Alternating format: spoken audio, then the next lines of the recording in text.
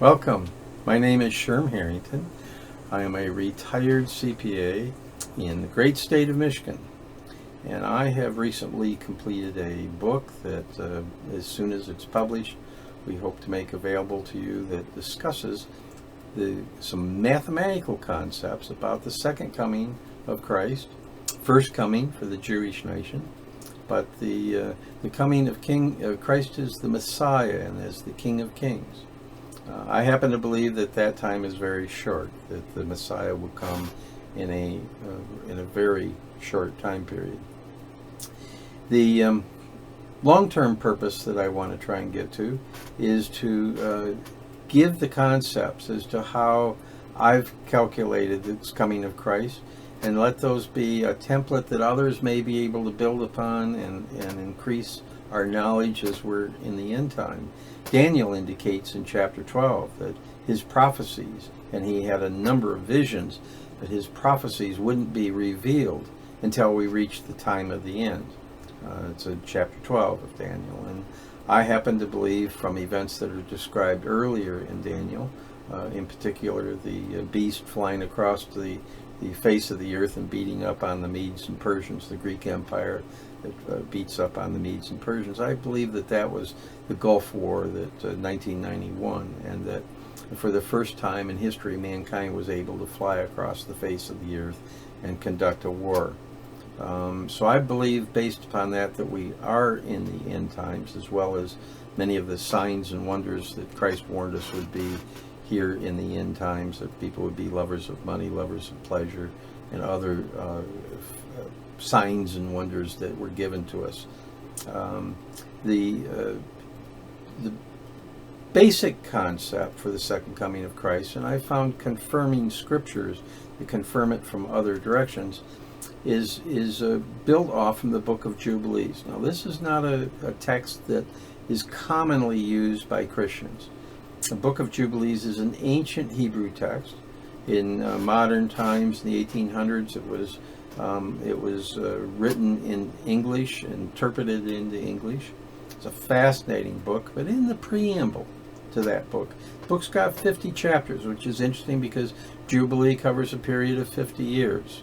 So, structurally, it's built upon the number 50.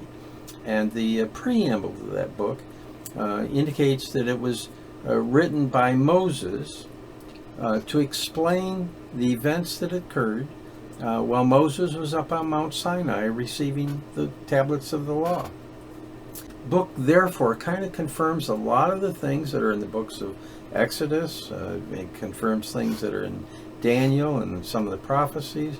Talks about a lot of the things that are otherwise covered in the Bible.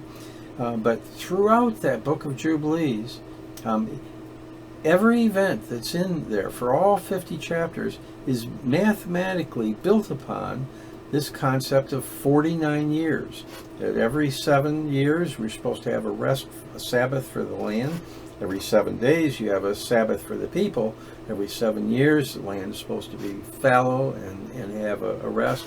And then every 49 years, or 7 times 7, you're supposed to have a year of rest for the people, in which all of their debts are forgiven, the financial structures are reset in the world. And this becomes important because when we look at the world today, we've got hundreds of trillions of dollars worth of debt. And the scripture says that the debtor is the slave of the creditor. And so I happen to believe, as an accountant, that we're in a state of slavery, debt slavery, created by a satanic monetary system that is greater than what has ever been seen in the history of mankind. We have never been so debt-ridden and so slavery enforced as we are in today's modern financial world. The Book of Jubilees, goes on and discusses all of the events that we see in the Old Testament up to the time of the Exodus, and in each and every time it expresses that event in the terms as it describes what year it occurs. It's like it's in the 10th Jubilee on the 4th week on the 3rd day, meaning that it's 10 times 49 plus 4 times 7 plus however many for the days, and that's the year that's involved. It also indicates that the entry into the Promised Land actually occurred on the year 2450, which was the 50th Jubilee. The 50th Jubilee is important because Daniel goes on to say that there's going to be 70 more Jubilees, 77s, until the king is ultimately anointed, with his 50 Jubilees. And the 70 Jubilees, when added together, gives the whole history of mankind, from the Garden of Eden until all sin has been removed from the earth. That 120 years of Jubilees is expressed in the book of Genesis, in the 6th chapter, after the sons of God had come down and mated with the women and had created the Nephilim, the giants on the earth.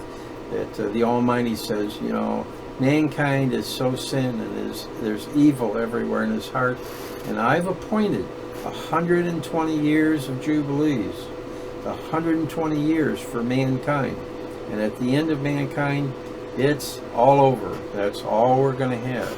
And that 120 Jubilees, when you include the 50th year, you have a total of 6,000 years that are going to be set out for mankind. And Scripture goes on to say that there's 1,000 years like a day in the sight of the Creator, and therefore you've got 6 days. You've got a new Sabbath that's coming on this at the end of 6,000 years, and the beginning of the 7th millennium. It's often referred to as the millennial reign of Christ. I happen to read that millennial reign a little different than what it's typically taught, and one of my presentations is going to be about the millennial reign and what's actually said in the Greek text there in Revelation 20. I happen to read it a little bit differently than what the modern churches teach. So that's kind of the big picture. I'm hoping that with each presentation I give, I take a little piece of this and try and simplify it down. But it will come back to the Jubilees, and it will ultimately tie in with what's known as the parable of the fig tree in Matthew 24. Fascinating insight. None of these have ever been revealed before. They're truly interesting. Daniel's 69 sevens and 70 sevens are revealed when one understands the parable of the fig tree. It's an amazing story. I hope to have you come back later to look at these. Thank you so much.